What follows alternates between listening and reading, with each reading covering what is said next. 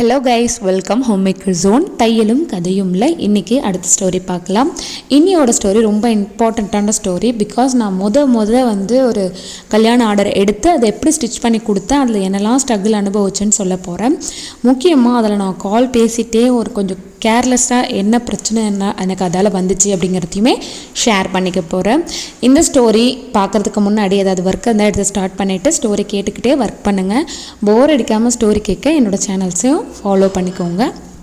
நான் வீட்டில் ஸ்டிச் பண்ண ஆரம்பித்து ஃபர்ஸ்ட் டைம் கொஞ்சம் ப்ளவுசஸ் 1-2 வர ஆரம்பிச்சிது. ஆனால் மேரேஜ் ஆர்டர் மாதிரி வரல. ஆனால் அப்போ எனக்கு எங்கிட்ட ஒரு ஆரி ப்ளவுஸ் போட்ட ஒரு கஸ்டமர், அதாவது எங்கள் ஊரில் இருக்கிற கஸ்டமர் அவங்களோட ஃப்ரெண்டு, ஒர்க் போகிற இடத்துல அவங்க ஃப்ரெண்டுன்னு சொல்லி ஒரு கல்யாண ஆர்டர் கொடுத்தாங்க. கிட்டத்தட்ட ஒரு 7 ப்ளவுஸ் இருந்துச்சு, 10 ப்ளவுஸ் இருந்துச்சு. 3 ப்ளவுஸ் மட்டும் அர்ஜென்ட்னு ஸ்டிச் பண்ணி கொடுத்துட்டேன். அந்த 10 ப்ளவுஸில் 3 ப்ளவுஸ் போய் 7 ப்ளவுஸ் இருந்துச்சு. அந்த 7 ப்ளவுஸும் நான் கொஞ்சம் ரிலாக்ஸ்டாக ஸ்டிச் பண்ணி கொடுக்கலாம் அப்படின்னு சொல்லிட்டு, அப்போல்லாம் டைம் எனக்கு இன்னுமே கொஞ்சம் கம்மியாக இருக்கும். பாப்பா இன்னும் கொஞ்சம் பேபியாக இருந்தாங்க. ஸோ டைம் கம்மியாக இருக்கவும் நான் பார்த்து ஒரு நாளாக ஸ்டிச் பண்ணிக்கலாம். ப்ளஸ் டிசைன் வந்துச்சு. அதுக்கு முன்னாடிலாம் எங்கள் ஊரில் கொடுக்குறதுலாம் டிசைன் கொடுக்க மாட்டாங்க. அந்த கஸ்டமர் கல்யாணம் ஆர்டர்ன்றதால நீங்கள் ஒரு ப்ளவுஸில் நீங்களே ஏதாவது டிசைன் வச்சுக்கோங்க, ஒரு 300க்குள்ளே வர மாதிரி பார்த்துக்கோங்கன்னு சொல்லிட்டாங்க. நானுமே வச்சுக்கிட்டேன். சரி, ஓகே, இன்னும் ஒரு 2-3 நாள் இருக்குது அந்த மாதிரி இருந்துச்சு. ஆனால் 7 ப்ளவுஸ் என்கிட்ட இருந்துச்சு. எனக்குமே டைம் கிடைக்கல. ஃபர்ஸ்ட் டைம், அதாவது அவ்வளோ ப்ளவுஸ் என்கிட்ட மொத்தமாக ஆர்டர் அது முதல் டைமுங்கிறதால எனக்கு கொஞ்சம் நர்வஸாகவும் இருந்துச்சு. அதே சமயம் எனக்கு அப்போ ஃபாஸ்ட்டும் இல்லை.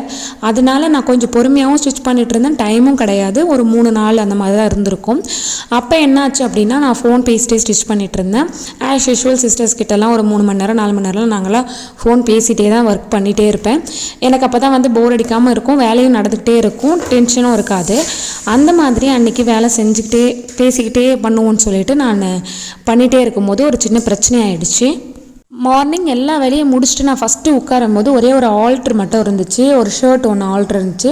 அந்த ஷர்ட் ஆல்ட்ரு பண்ணும்போது என்னாச்சு அப்படின்னா, நூல் பிரிஞ்சு வர மாதிரி இருந்துச்சு. ஏன்னா நான் டிசைன் ப்ளவுஸ் ஸ்டிச் பண்ணவும் அந்த ஊசி கொஞ்சம் ப்ராப்ளம் இருந்தால் போல இருக்குது. அதில் சிக்கி நூல் அதாவது கிளாத்தில் நூல் ஓட்டை போட்டு எடுக்கிற மாதிரி அந்த மாதிரி இருந்துச்சு. துணியை பிரிச்சுட்டு வர மாதிரி இருந்துச்சு. சரி, நீடில் மாற்றுவோன்னு சொல்லிட்டு ஃபோனை ஒரு காதில் வச்சுக்கிட்டு சாய்ச்சபடியே பேசிக்கிட்டே என்ன பண்ணிட்டேன் அப்படின்னா, நீடில் சேஞ்ச் பண்ணி நான் அந்த ஷர்ட்டையுமே ஆல்ட்ரு பண்ணிவிட்டு ஷர்ட் எடுத்து அந்த பக்கம் வச்சுட்டு அதுக்கப்புறமா இந்த ப்ளவுஸை நான் ஸ்டார்ட் பண்ணுறேன். ப்ளவுஸ் பாதியிலே என்ன ஆச்சு அப்படின்னா, ஊசி போய் ப்ளவுஸு ப்ளஸ் ஊசி போயிட்டு அப்படியே கீழே போய் அந்த பாபின் கேஸில் போய் சொருகி ஸ்டாப் ஆகிடுச்சு, வளைச்சிக்கிச்சு.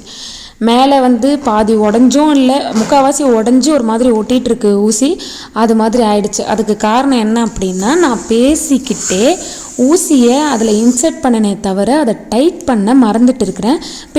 பேசிகிட்டே இருக்கும்போது அந்த பேச்சில் கவனம் இருந்துச்சு தவிர ஊசி மாட்டியாச்சு, ஸ்டிச் பண்ணியாச்சு. அது மட்டும் இல்லை, நான் அந்த ஷர்ட் ஆல்ட்ரு பண்ணும்போது அது ஏதோ கொஞ்சம் ஃபிட்டாக இருந்தால் போல இருக்குது. அது கொஞ்சம் ஸ்டிச் பண்ண கொஞ்சம் லூஸ் ஆகிட்டு அந்த நெட்டு நான் டைட் பண்ணாதால ஒழுங்காக டைட் பண்ணல. சும்மா அந்த போட்டு லாக் ஆனது வரைக்கும் விட்டுட்டேன் நான். அதனாலே என்னன்னு தெரியல, உடனே அந்த ஊசி லூஸ் கொடுத்தவும் போய் மொத்தமாக சிக்கி உடஞ்சி அதுக்குள்ளே சிக்கிருச்சு. அதை எனக்கு எப்படின்னா, என்கிட்ட இருக்கிறது ஒரே மிஷின், ஓல்டு மிஷின் தான் நான் வச்சுருக்கேன். அந்த மிஷினை இந்த 2 டேஸ்க்கு நம்ம கொண்டு போய் காஞ்சிபுரத்தில் கொடுத்து ரெடி பண்ணி கொண்டு வரவும் முடியாது. அந்த நீடில் நான் அதுலேருந்து எடுக்கிறதுக்கே ரொம்ப கஷ்டப்பட்டேன். ரீசன், அந்த துணியோடு போய் நல்லா சிக்கிருச்சு. மேபி நான் கால் பேசாமல் இருந்திருந்தேன் அப்படின்னா கான்சன்ட்ரேஷனோடு அதை நான் ஒழுங்காக லாக் பண்ணியிருப்பேன். அதுக்கு நல்லாவே தெரிஞ்சிச்சு. நான் ஃபோன் பேசிட்டு அதில் ஃபோக்கஸ் பண்ணிவிட்டு பண்ணது தான் தப்பு. அதுவும் ஆரம்பத்தில் எனக்கு வேறு ப்ளவுஸ் கொடுத்துட்டு எனக்கு ஃபாஸ்ட்டும் வரல, இதுவும் இந்த மாதிரி போய் மாட்டிக்கிச்சு. நான் எங்கள் ஊரில் இருக்கிற கஸ்டமர்னா லாஸ்ட் 1 ஹவரில் வாங்கிக்கோமா அப்படின்னு சொல்லலாம்.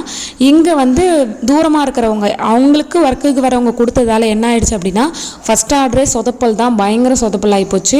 அவங்களுக்கு இவங்க கொண்டு போய் கொடுக்கணுன்னா 1 டேவோ இல்லை மார்னிங்கோ அந்த மாதிரி தான் கொடுக்க முடியும். ரீசன் என்னென்னா, இவங்க கம்பெனி பஸ்ஸில் போவாங்க. அந்த பஸ்ஸில் போகிற டைமுக்கு தான், அந்த பஸ் போகிற டைம் தான் கொடுக்க முடியும், அதுக்கப்புறம் கொடுக்க முடியாதுன்னு சொல்லிட்டு மறுநாள் மார்னிங் 8 o'clock கேட்குறாங்க. 8:15 அந்த மாதிரி பஸ் வந்துடும் அப்படின்னு சொல்லிட்டு, நான் அந்த 2 நாள் என்ன பண்ணுறதுனே தெரியல. நான் கொடுத்து அனுப்பவும் முடியாது. காஞ்சிபுரத்துக்கு கொடுத்து அனுப்பிச்சிட்டோம் அப்படின்னா மிஷின் வரத்துக்கே 2 நாள் ஆகிடும். முடிஞ்ச அளவுக்கு நம்மளே ப்ராப்ளமை சரி பண்ணலான்னு பார்த்தா ஏதாவது இன்னும் கொஞ்சம் ஏடா கூட பண்ணிவிட்டு எதனா ஸ்டிச் பண்ணாமல் போயிட போகுதுன்னு ஒரு பயமும் இருந்துச்சு. சரின்னு சொல்லிட்டு நான் எவ்வளோ ட்ரை பண்ணி அந்த நீடில் மட்டும் கஷ்டப்பட்டு எடுத்துட்டேன். இடையில கையில் ஸ்க்ராட்ச் என்னென்னமோ ஆச்சு. ஆக்சுவலி அப்போ ஃபஸ்ட்டு ஆர்டரே இப்படி ஆயிடுச்சு, நமக்கு ராசியே இல்லைங்கிற மாதிரியும், அப்படி இல்லைன்னா நான் பேசினது தான் தப்பு, நான் பேசிட்டே கான்சன்ட்ரேஷன் இல்லாதது தான் தப்பு, இருந்தாலுமே வந்து நமக்கு செட் ஆகலையோ அப்படிங்கிற மாதிரி ஏதோ தோண ஆரம்பிச்சிருச்சு. ஒரே பதட்டம், கொடுக்கலன்னா அசிங்கமாக போயிடும் நமக்கு. ஃபஸ்ட்டு அது வந்து இப்போல்லாம் இருந்தால் கூட ஏதாவது மிஷின் வந்து ப்ராப்ளம் ஆகிடுச்சுப்பா, இந்த 4 ப்ளவுஸ் வாங்கிக்கோங்க, ஆஃப்டர் மேரேஜ் கூட வந்து வாங்கிக்கோங்க 2 டேஸ்லன்னு சொல்லிடலாம். ஃபஸ்ட்டு கஸ்டமரை நம்ம அந்த மாதிரி சொல்கிறது எப்படி சொல்ல முடியும்? அதுவும் என்ன நம்பி இவங்க அவங்களோட ஃப்ரெண்டுக்கு கொண்டு போய் சொல்லியிருக்காங்க, அவங்க இவங்கள நம்பி தான் கொடுத்துருக்காங்க. இதால் வந்து எனக்கு மட்டும் பிரச்சனை கிடையாது, என்னை நம்பி அந்த அக்கா வந்து நல்லா ஸ்டிச் பண்ணுவாங்க, எனக்கு பண்ணி கொடுத்தாங்க அப்படின்னு சொல்கிற அவங்களுக்குமே இதால் வந்து ப்ராப்ளம் தான். ஸோ என்னால் இன்னொருத்தர் கஷ்டப்பட தேவையில்லை, இன்னொருத்தவங்கிட்ட தச்சிருக்கலாம்ல, அவங்க பக்கத்தில் இருக்கவங்ககிட்ட யாருக்கிட்ட ஸ்டிச் பண்ணியிருக்கலாம், யாருனே தெரியாது என்கிட்ட கொடுத்துருக்காங்க, அதுவும் என்னோட ஃபர்ஸ்ட் ஆர்டர். இது மாதிரி சொதப்பினது வந்து என் தப்பு தான். நீங்கள் அந்த மாதிரி ஃபோன் பேசிட்டு இல்லை ஏதாவது பண்ணியிருக்கீங்கன்னா கண்டிப்பாக கீழே கமெண்ட் பண்ணுங்கள். அன்றைக்கி எனக்கு பதட்டம் பயங்கரமாகவே இருந்துச்சு. அன்றைக்கி மதியம் வரைக்குமே வந்து எஸ்பெஷலி அன்றைக்கி ஃப்ரைடே அதுவுமா நான் இந்த மாதிரி அப்படின்ற மாதிரி ஒரு பதட்டம். சரின்னு சொல்லிட்டு கஷ்டப்பட்டு நீடில் எடுத்துட்டேன். ரொம்ப நேரமாக எவ்வளோ யூடியூப் வீடியோஸ் தேடிருப்பேன் தெரியுமா நான் அதை சரி பண்ணுறதுக்கு. ஆனால் இப்போவும் சொல்கிறேன், அந்த பாபின் கேஸ் இருக்குது பார்த்தீங்களா, அது வந்து நல்லா இல்லாமல் வேறு மாதிரி அதோட அலைன்மெண்ட் வந்து திரும்பிடுச்சு அப்படின்னா அதை ரீஅலைன்மெண்ட் பண்ணுறதுக்கு அந்தளவுக்கு வீடியோஸே கிடையாது. நான் அப்போ வந்து வீடியோ எடுக்கலை. அப்போ வந்து இந்த மாதிரிலாம் தெரிஞ்சிருந்துச்சு அப்படின்னா நான் வந்து வீடியோ எடுத்து நானாவது போட்டிருப்பேன். நானும் வீடியோவாக தேடிட்டுருக்கேன். ஏன்னா எனக்கு அப்போ வந்து ஹெல்ப் பண்ணுறதுக்கு வீடியோ கிடைக்கவே இல்லை. அதுக்கப்புறமா என் சிஸ்டர்ஸ்க்கு ஃபோன் பண்ணி கேட்குறேன். எல்லாருமே இந்த ஃபீல்டில் தான் இருக்காங்க, அவங்க அங்கங்கே ஸ்டிச் பண்ணிகிட்டு இருக்காங்க அவங்கவுங்க வீட்டில். இது வந்து கிட்ட இருந்தாலாவது கொடுத்து அனுப்பலாம், பண்ணலாம், இல்லை டைம் இருந்தாவது ஏதாவது பண்ணலாம். எதுவுமே இல்லை, எல்லாமே நெகட்டிவிட்டியாக தான் இருந்துச்சு. சரின்னு சொல்லிட்டு நான் முடிஞ்ச அளவுக்கு ட்ரை பண்ணேன். அதில் ஏதோ ஒரு வீடியோ வந்து கொஞ்சம் ஓரளவுக்கு ஒரு 2 நிமிஷம் கூட முழுசாக இருந்திருக்காது அந்த வீடியோ.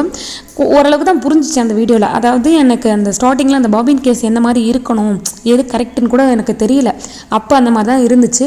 அதுக்கப்புறமா நான் என் சிஸ்டருக்கு ஃபோன் பண்ணி, அவங்க வந்து ஆக்சுவலி என் சிஸ்டர் இந்த மிஷினை யூஸ் பண்ணியிருக்காங்க, நான் ஆல்ரெடி அந்த மாதிரி பண்ணியிருக்கேன், சரி பண்ணியிருக்கேன்னு சொல்லி அவங்க கொஞ்சம் உன்னால் முடியும், அதெல்லாம் ஈஸி தான், சின்ன பிரச்சனை தான், சரி பண்ணிடலாம், நீ வந்து எதுவும் பயப்படாத, அது 1/2 hour உட்காந்துனா சரி பண்ணிடலாம் அப்படியெல்லாம் சொன்னாங்க.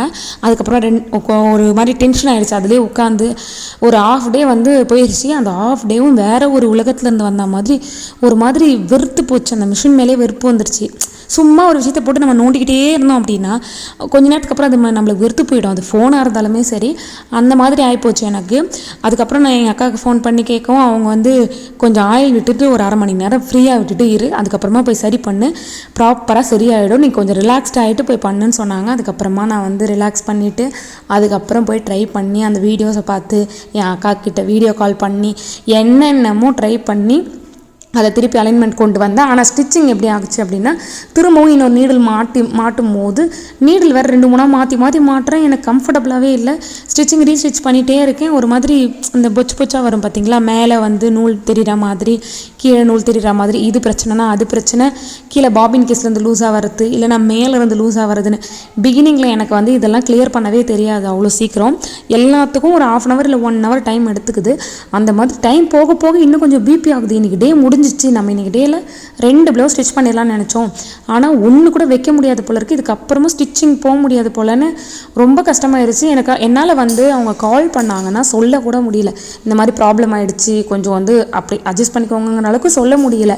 ஏன்னா அது ஃபர்ஸ்ட் ஆர்டரு, அப்போ வேறு அந்த மெச்சூரிட்டியும் அப்போ கிடையாது. பிகாஸ் அவங்க வந்து எனக்கு தெரிஞ்ச கஸ்டமரோ இல்லை இங்கே தெரிஞ்ச ஊரில் இருக்கவங்களோ கிடையாது.